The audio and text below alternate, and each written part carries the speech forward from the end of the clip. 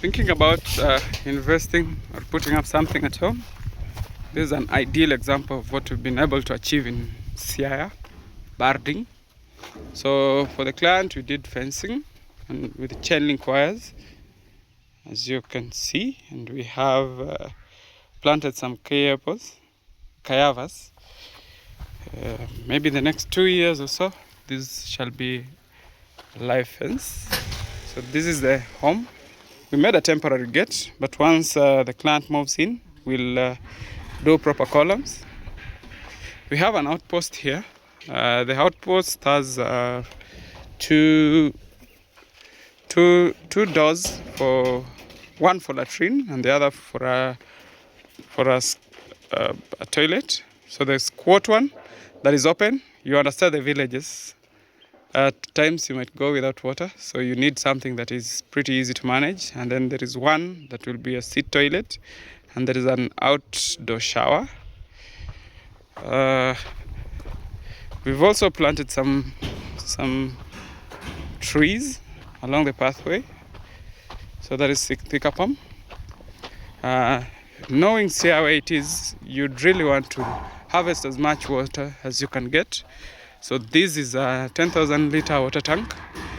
We advised the client that she might need to add an additional tank just to maximize on how much she can be able to harvest from the rainwater.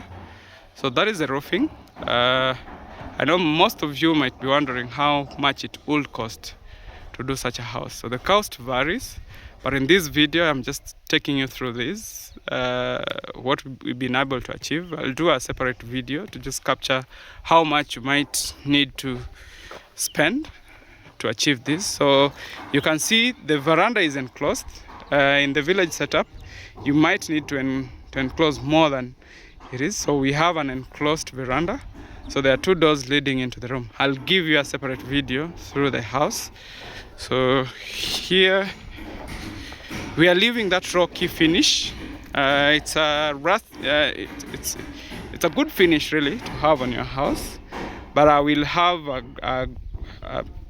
a dark gray paint or a black paint at the bottom.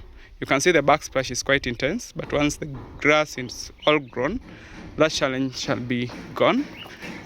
You can see the manholes. The drainage system is directing everything to the outpost, so there is no need to do a separate septic tank when you're here in the village. You just do a deep enough pit to accommodate your outpost or the outdoor toilet, and also accommodate what comes from the house.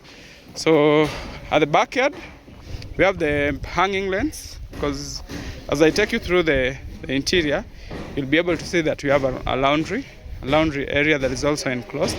So this is a backyard, spacious enough for you to do like poultry. You can do some farming, kitchen gardening. So that we take advantage of the gravity, we have a 6-meter tower with a 5,000 liter tank.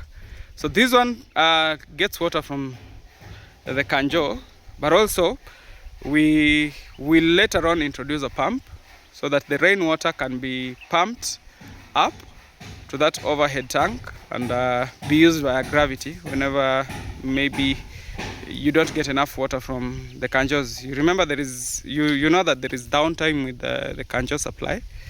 You'd wish to use the water, you travel back to the village, but there is no water. But as long as you have harvested enough water, you shouldn't be able to be sorted with the water problems.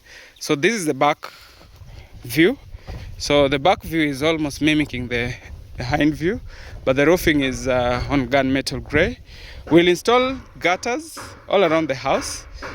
That may come later. Right now our team is busy just doing the final touches. So there is a team that is doing finishing, painting on the outside, and then there are people doing ceiling on the inside. I have tiling guys busy tiling up the floors.